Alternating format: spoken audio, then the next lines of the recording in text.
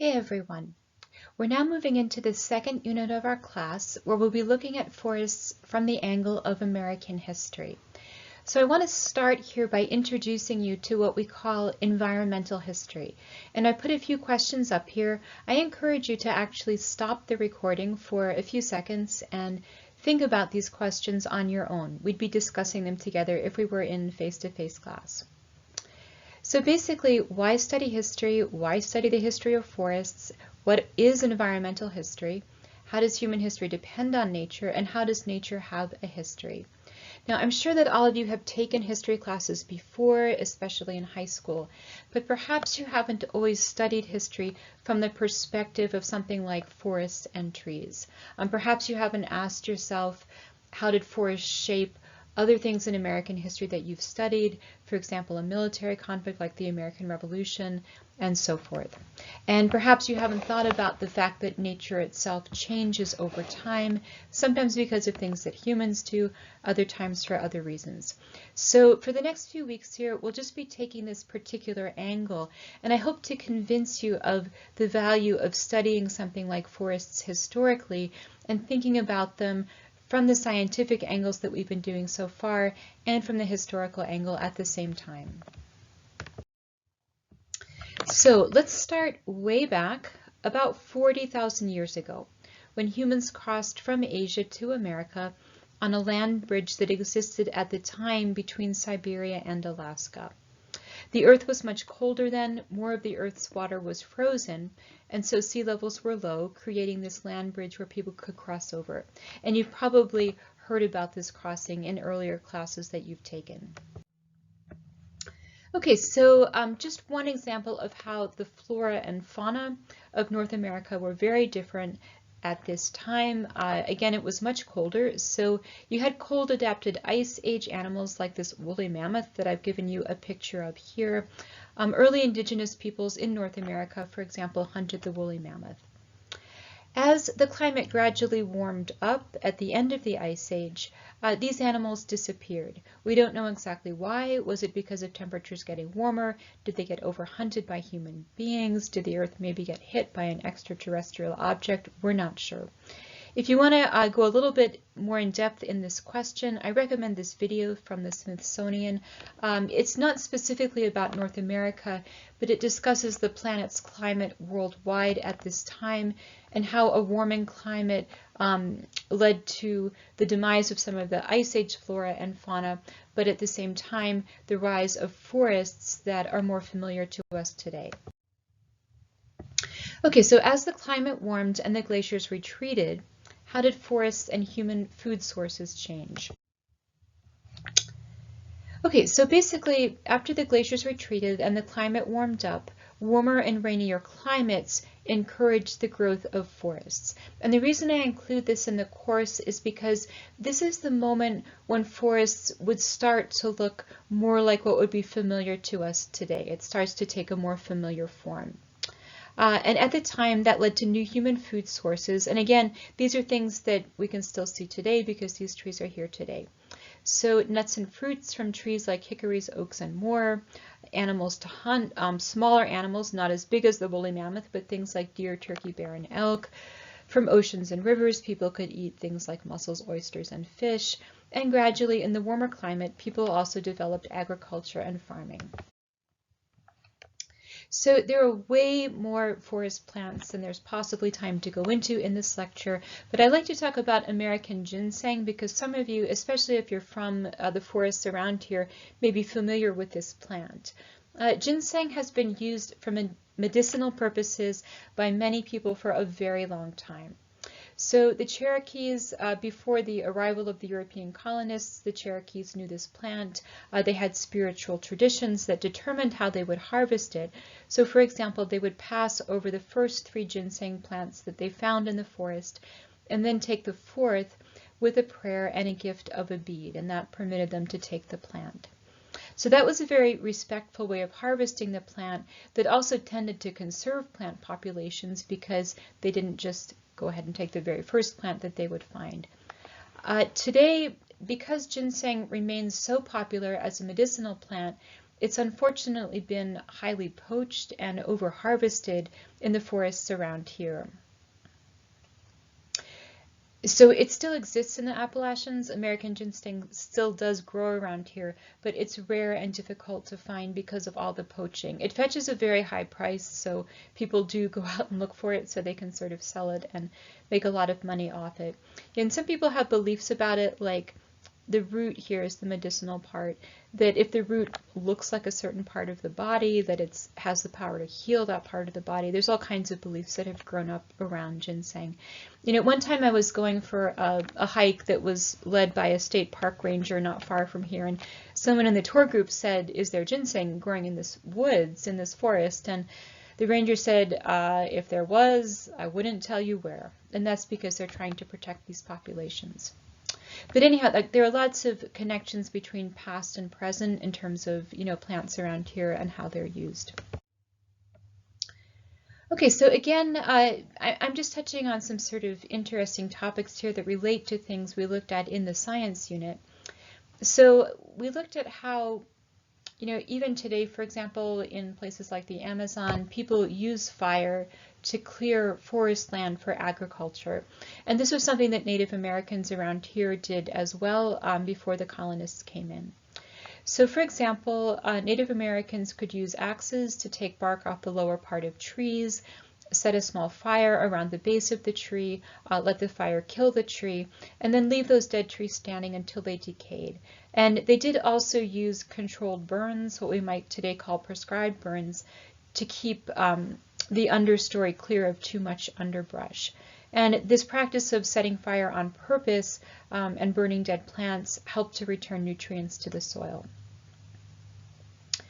Now, although these practices for agriculture tended to keep the soils nutrient rich for quite a while, eventually these fields that had been cleared would get exhausted of nutrients and no longer be productive. And at that point, the Native Americans would move away from the fields and clear a new field somewhere else. So from the perspective of forest ecology, after the farmers abandoned their fields, in what stages would the forest return? This is a good moment to introduce the ecological concept of forest succession. And what this means is that when a forest has been cut down completely, but then has the chance to come back, certain species tend to appear first. They pave the way for another group of species, and it takes a while to get to what you might call a completely mature forest. So when a new forest is emerging or coming back after disturbance, the first species that you'll see are called pioneer species because they're the first to come in. As you can imagine, since the forest has been destroyed, the area has become sunny. So pioneer species tend to be sun-loving plants. They do well in full sun. And then as they take advantage of the sun to grow bigger, they make the area become shadier. And so the species that come along later are ones that can germinate and thrive in the shade. So this is just one example of forest succession from old Indian fields in the Piedmont. The pioneer species to come in would often be pines, different species of pines. Those would replace weeds and grasses, take about 80 to 140 years to mature. So this is a long process. And only after that stage had happened would you get trees like dogwoods, sourwoods, and red maples coming in next. And finally, at the most mature stage, you could get oaks and hickories. So, you know, someone who's really an expert at forest succession can often walk through a forest and tell what stage the forest is at by sort of looking at what species are thriving. And you know, this is an example of forest succession in an old agricultural field, but be aware that succession is also relevant, for example, after a forest has been destroyed by fire, after a forest has been destroyed for something like mining. There are all kinds of instances where a forest could get cut down and then come back one stage at a time through forest succession. And just one picture of a common pioneer species. Loblolly pine is a pine that has a wide range throughout the southeast. Many of you have probably seen loblolly pine or know about it. It's such a well-known pioneer species that it sometimes is even called old field pine. And this is because it has that ability to come in to an old field and be one of the first species to thrive there. Okay, so Native American traditions of hunting and gathering food from the forest. Mast is a general term that we used for tree fruits that fall to the forest floor. So if on the forest floor you see acorns, chestnuts, hickory nuts, and that kind of thing, we call that mast, M-A-S-T. So in the autumn, that's when mast is the most abundant. This fattens up animals for hunting. Animals also have grown their thickest coats at this time in preparation for the winter cold. So late fall, early winter were good times for hunting for Native Americans. Hunters would sometimes disguise themselves in deer skins to capture deer. They would use fire to surround and trap deer. Arrows were made from different kinds of native wood. Another animal that was hunted, black bears, still are. These were used mainly for fat. The fat could be a cooking oil or an insect repellent. But materials that came from bears weren't needed quite as much as some of the other animals. Bears were one of the more dangerous animals to hunt, so hunters didn't necessarily take quite as many of them. Now, this next creature on the list, the passenger pigeon, we'll talk a bit more about this. And in the primary source reading that you're doing for this week, there actually is an account of passenger pigeons. When it talks about pigeons, this is what your reading means. And passenger pigeons used to be an incredibly abundant bird in North America. It was said that when they would fly over the sky in a big flock, it would actually blot out the light of the sun because there were so many of these birds. And these birds were hunted by the Native Americans and then by the European colonists when they came in. They were used for oil and grease. And these birds were basically pretty easy to hunt. When they would spend the night in the branches of trees, hunters could blind the birds with bright torches made from pine trees and then simply knock them off the tree branches, which wasn't so hard to do. And then once people had guns, they could simply aim the guns at a flock of birds, flying overhead and shoot a whole lot of them all at once. And sadly, in spite of the fact that this bird used to be so numerous, they finally did go extinct from overhunting, and this happened in the early 20th century. So they are an example of how a resource that might seem endless really isn't if you don't use it sustainably. So here's an illustration of the passenger pigeons, an artist's rendition of what a flock of passenger pigeons might look like when flying overhead. Okay, so what were some plants used in cooking? Hickory milk, for example, was used in corn cakes, and this was made from hickory nuts. Natural oil from acorns was used for cooking. Roasted chestnuts and a similar fruit called a chinkapin were staples.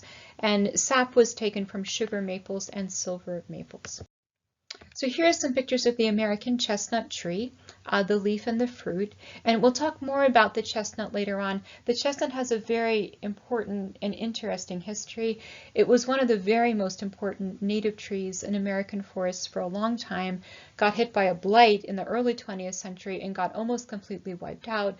Scientists are still trying to bring it back today, and we'll talk more about this later on in the American History Unit. Excuse me, but in any case, when we say that people ate chestnuts, this is what they would have looked like. This is what it would have looked like. This is what they ate. And then this is our tree of the week, sometimes called the tulip tree, sometimes called the yellow poplar, sometimes called the tulip poplar. One tree can have a lot of different common names in everyday speaking. Lots of tulip trees grow on campus. There's a beautiful tulip tree right next to the student cafeteria that you might see walking in there. There are lots of these also back in the nature preserve if you get a chance to explore the nature preserve. So it's called the tulip tree either because the flower looks like a tulip or actually because the leaf is shaped a little bit like a tulip. In any case, there's lots of things that can evoke a tulip when you look at this tree. And Native Americans of the Southeast did use the yellow poplar to make canoes. Here's a picture of a canoe being constructed. Native Americans often used fire to shape their environment and make their lives better. They would use fire, for example, to control insects like fleas and ticks that could be pests where they lived. Clearing the forest floor through controlled burns made travel easier and also made it easier to see oncoming enemies. As I said before, fire was used to clear agricultural fields and return nutrients to the soil, and fire could also be used as a technique for hunting. Just so you know, Most of that information on early Native American practices comes straight from a book by an App State professor named Timothy Silver. Dr. Silver's a wonderful teacher and an expert on these things, and I've given you the citation to his book at the end of this slideshow, so if you want to read more on your own, that book is a great place to start. Okay, now let's turn to the early European colonists and how they settled the Southeast. So what brought the early British colonists to North America? Why did they come? And how are they part of America's environmental history? And again, like I said at the beginning, we'll be going over events in American history that you've probably studied before, but coming at them from a new angle to appreciate more deeply how important the environment and the interaction with the environment was for early settlers. Okay, so it's important to know that back in England, there were serious wood shortages going on during this time. England had been cutting down its own forests for a long time, so there was deforestation there. And they were short on wood for things like heating, so some people were going cold in the winter. There were industries such as iron, glass, and salt production that needed a lot of wood for energy. So there's a lot of demand for wood and not enough wood there. Then perhaps most importantly, shipbuilding was an industry that heavily relied on trees. England was surrounded by water on all sides. It's basically an island. And so its navy was really important to its national security. And the main rival at that point in time was Spain. Both England and Spain had very strong navies and they would fight against each other. So having really good ships was super important for the military. The body of a big military ship could require as many as 2,000 mature oaks. The masts that would hold up the sails required softwoods like pine and fir, up to 3 feet wide and 100 feet tall. There were also products called naval stores, including tar, pitch, and turpentine, that were harvested from pine and fir trees in order to condition and preserve the hulls and masts of the ships. Okay, so here's just a picture of what these ships looked like. The famous naval conflict between Britain and Spain in 1588, in which British ships destroyed the Spanish Armada. So you can imagine just how long an elaborate ship like this would take to build. Gets into a battle like this and probably gets destroyed, and then you have to build a new one. So there's just a constant demand for the wood. So before England began exploring North America, they were mostly importing wood for ships from Northern and Eastern Europe, but sometimes there were problems with politics, tariffs, that kind of thing, that made those sources of wood unreliable. So some British entrepreneurs started to think that if they could get good trees belonging to their own country, that this might be a cheaper and more reliable source of wood for the military. They started looking towards North American forests as a source of trees, and eventually these entrepreneurs won government support for colonial exploration and settlement. And you're very familiar with the names of some of these early British settlements. 1607, Jamestown established in Virginia, 1620, Pilgrims landing in the Mayflower and settling in New England. Now, of course, you've learned about some of the other reasons why these early colonists came over, things like the search for religious freedom, for example. And of course, those are incredibly important reasons as well why the colonists came over here. So I'm not trying to say that they only came over here because of trees, but just that the angle of why they were looking for trees as a part of environmental history is perhaps an aspect of this story that we don't always hear, but that's really interesting once you learn about it. Okay, so once these early colonists arrived, they used trees for all kinds of things in their own survival.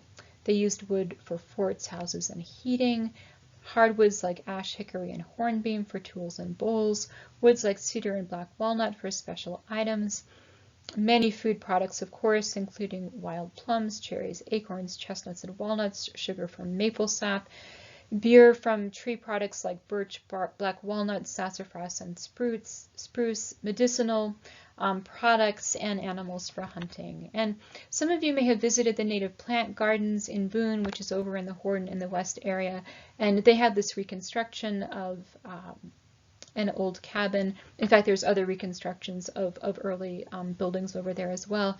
If you've been over there, you've seen what those look like. You've probably visited other historical sites that show you all that kind of thing. Okay, so now coming back to the all-important question of shipbuilding. So because Britain wanted ships so much for its navy, they sent professional shipbuilders over to America starting in the early 17th century. And I won't take the time to read this quotation word for word, but basically the trees located in North America were just perfect for the kinds of ships that the British wanted to build. Okay, so here's a picture of a bigger ship in the background, a smaller in the foreground, and then some people hunting a whale. So ships were not only used for the military, they were also important for fishing, whaling, and transport. The shipbuilding industry in America really took off because they could be made 30% cheaper here than in England, and even became a profitable export. And as it turned out, raw timber was very expensive to ship to Britain, so it worked better to take the timber, build the ships here, and then send the ships themselves back overseas. The one exception where it was worth the cost to actually ship the wood from North America back to Britain was the eastern white pine tree that was used for the ship's masts. And the masts are these tall poles that hold up the sails. And here's just a quick picture of eastern white pine. This is one of our trees of the week in Unit 1. There are lots of these growing on campus. You have plenty of chances to see them. To identify this tree in Boone, if it's a pine tree and it's got 5 needles per bundle like that, it's probably an eastern white pine. And you can see here that the trunk, and this isn't really even one of the sort of taller and straighter looking trunks, but it's quite a straight trunk up and down, a good trunk for a ship mast. Okay, so the eastern white pine as a tree became very politicized. We might not think about this today, but it did. So basically, if you were going to use an eastern white pine trunk as a ship mast, that trunk had to be in really, really good condition. So how are you going to get the big tree down without damaging it somehow? And this picture kind of gives you an idea of the challenge involved. So take a look at that and think about, if you're one of these men chopping down the tree, how would you keep that wood intact? So basically, this was a very risky sort of business. After you cut down the pine tree, you had to clear a road from the fell site to the transport destination, and this is a very big tree, so that has to be a big road. Before you cut down the pine itself, you have to set out a springy bed of smaller trees so that the pine kind of has a soft landing and doesn't crack when it comes down. When you're cutting down the tree, it's hard to control the direction it's going to fall in. It could fall on you. It could hurt someone when it comes down. And then you could go to all the trouble to cut the tree down, and then after it comes down, you could find out that the middle part of it is decayed, so it's not going to make a good ship mast. And then when it came time to transport these logs, they could weigh from 15 to 20 tons, so that's very, very heavy. Oxen were used to transport them. The oxen were often killed or injured in transport. So the take-home message here is, if you were a logger in early colonial America, you would not have liked the job of harvesting the eastern white pines specifically to send them to the British to use as ship masts. Okay, so the British and the American colonists started to have increasingly conflicting priorities over what these trees should be used for and who they really belonged to. So the British government wanted the best trees for its own purposes, such as shipbuilding, and even enacted legislation trying to forbid the colonists from cutting down the best trees for their own uses. But the individual colonists on the ground had their own priorities. They needed wood for their own survival. In some cases, they had markets for their forest products that were more profitable than Britain. So they kind of started to develop their own mindset about what they wanted to do with their eastern white pine trees. And the control of these trees became a major source of conflict between the colonists and Britain. So the take-home message, and there's places where you can read about this at more length if you want to, is that trees actually helped the American colonists win the American Revolution. And again, this is an angle that you might not have studied so much before, and certainly it's not the only reason why they won, but it's one factor, and when we study environmental history, we can understand that better. So once the American Revolution broke out, the colonists who were here on the ground obviously were no longer going to give pine trees to the British for ship masts. The colonists were able to control the trees better and use the wood for themselves for different purposes. And this gave them a big advantage in winning the war. Here are the references for this week's lecture, and I'll leave you now to go and read those primary source excerpts on your own. Give me a short response in assignment 6, and then you'll also be discussing those primary sources with each other as your discussion forum for this week. Okay, talk to you soon. Bye-bye.